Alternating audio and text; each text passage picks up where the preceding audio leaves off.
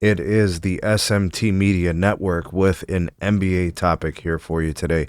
I want to start off by saying happy birthday to the great, criminally underrated, and often overlooked Hakeem the Dream Olajuwon, one of the most phenomenal basketball players to ever play in an NBA uniform, mostly with the Houston Rockets, did spend a little time with the Toronto Raptors. Hakeem the Dream Olajuwon was absolutely that, an incredible talent, extremely hardworking player who, in my opinion, overachieved and is the blueprint for a two-way player in the NBA. All right, so here are some of his achievements. Two-time NBA champion, 94 and 95. Those are the 2 years that MJ didn't win them. 2 times NBA Finals MVP within those 2 championship runs. He was the MVP of the league in 1994.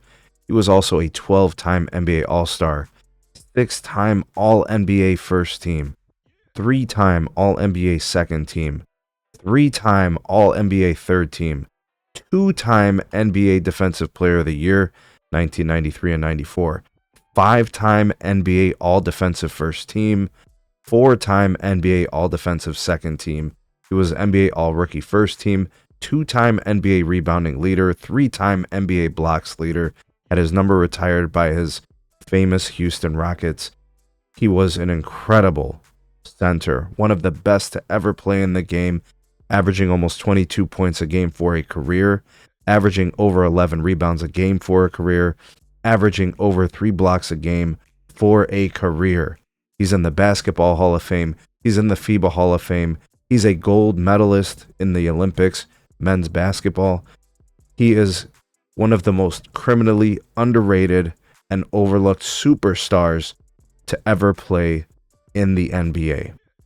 What makes Hakeem the Dream so special is the fact that he's quiet. He has nothing to talk about. You will never hear this man in front of a hot mic talking about this, that, and the third, how things used to be, how things are, who's good, who's bad, who's the GOAT, blah, blah, blah. He doesn't do it. He's very, very classy. He seems like a very, very good person. And, you know, since I'm just glazing Hakeem, right, and I talked about all his accomplishments, I just want to make sure that you guys understand my position. There's an argument for him to be considered like the best two-way player to ever play the game. And the reason I say that is because he was as dominant offensively as he was dominant defensively. Everybody's, of course, knows about the defense because, you know, to be honest, in the NBA, it's hard to be a good defender. The refs want to blow whistles, and certain players get star treatment. Hakeem did not care. This guy was swatting shots into Timbuktu. This guy was winning games on defense. He beat the New York Knicks in 94 to win a championship, who was the same team that pushed the Michael Jordan Chicago Bulls to the limit on multiple occasions during those Chicago Bulls runs. Now, Patrick Ewing, you know, shout out to him, very good player. He pushed Hakeem 7 games.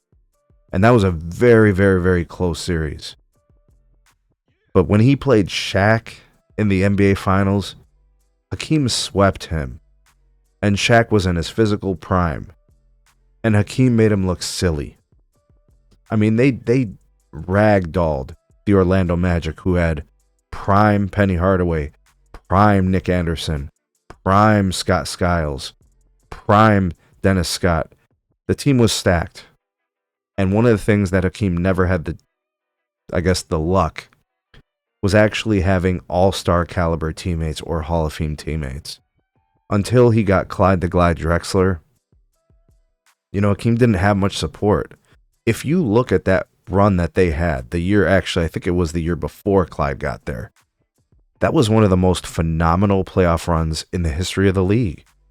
They had to beat, I think it was 3 teams who had 50 or more wins in an NBA season in order to get to the finals, and then also beat the Knicks, who were probably favorites, if I remember correctly, to win that series because they had the experience against the Bulls through all those tough series with them in the Eastern Conference Finals and in those second round series and all those things.